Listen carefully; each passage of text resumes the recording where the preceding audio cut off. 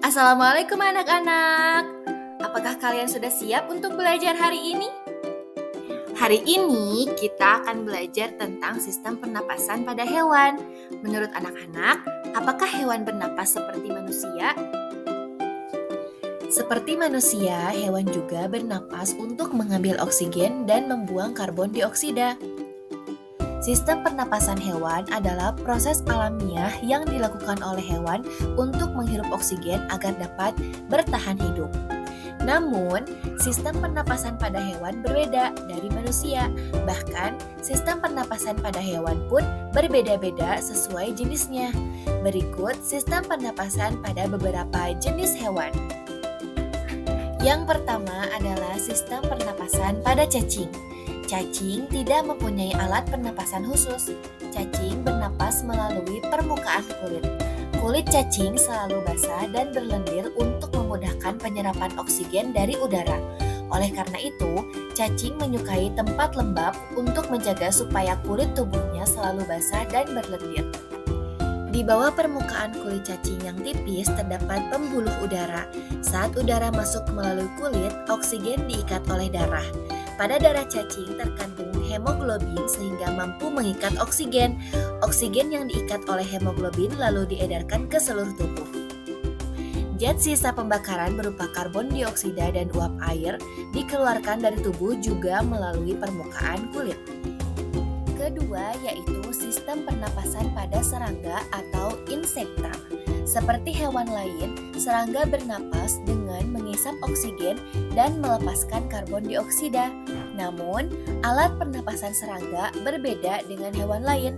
Alat pernapasan serangga berupa trakea, yaitu sistem tabung yang memiliki banyak percabangan di dalam tubuh.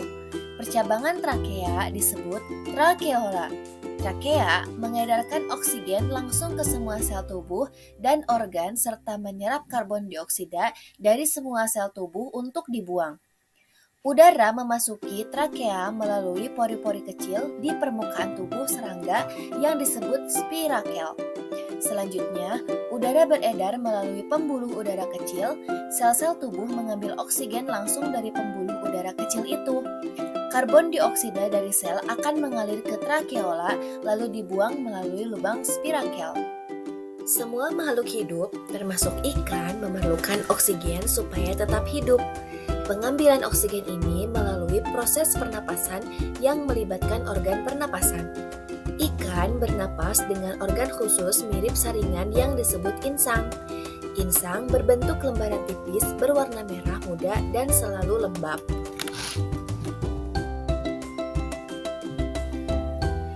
Insang ikan terdapat tepat di belakang rongga mulut pada kedua sisi kepala ikan.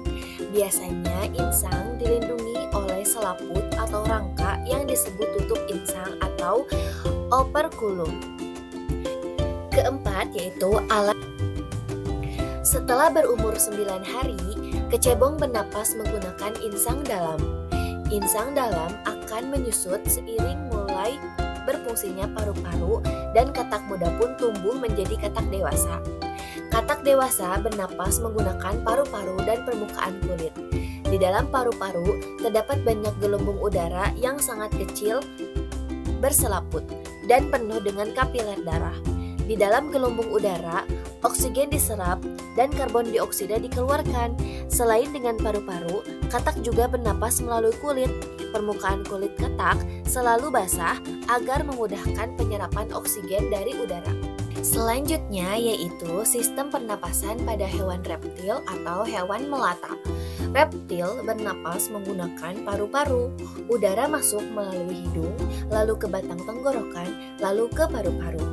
Paru-paru reptil terletak di dalam rongga dada dan dilindungi oleh tulang rusuk.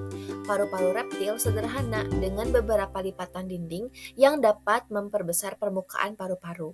Namun, paru-paru kadal dan buaya biasanya lebih kompleks dengan beberapa belahan dan bertekstur seperti spons. Yang keenam yaitu alat dan sistem pernapasan pada hewan burung atau aves. Burung bernapas dengan sepasang paru-paru. Paru-paru burung terletak di dalam rongga dada. Udara yang mengandung oksigen masuk melalui lubang hidung pada pangkal paruh sebelah atas. Selanjutnya, udara masuk ke pembuluh udara yang disebut trakea. Dari trakea, udara sebagian masuk ke paru-paru dan sebagian lagi masuk ke kantong udara.